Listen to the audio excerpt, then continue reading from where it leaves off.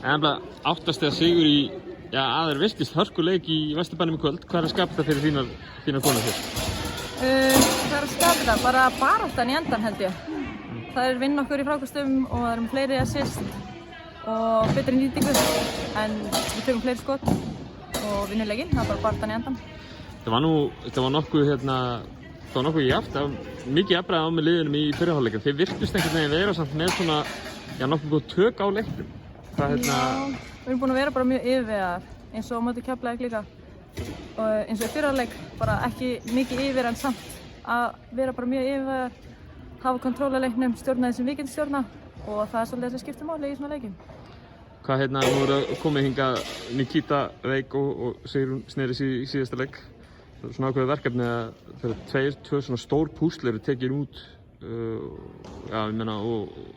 og það spila þétt. Var ekkert erfitt að koma inn í þennan leik án þeirra?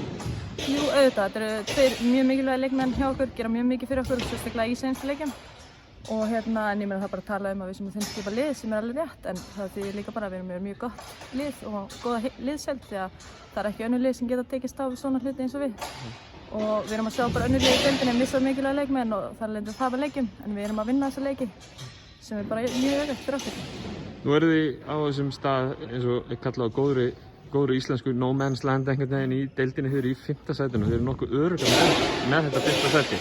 Ég veit ekki hvort þið getið tölfræðilega ennþá ykkur inn í úrslitakeppnina en það eru litla líkur á það eins og staðan er núna. Hvernig er að mótivera sjálfa sig og liðið svona fyrir leiki þegar staðan er svona nokkurn veginn ljós?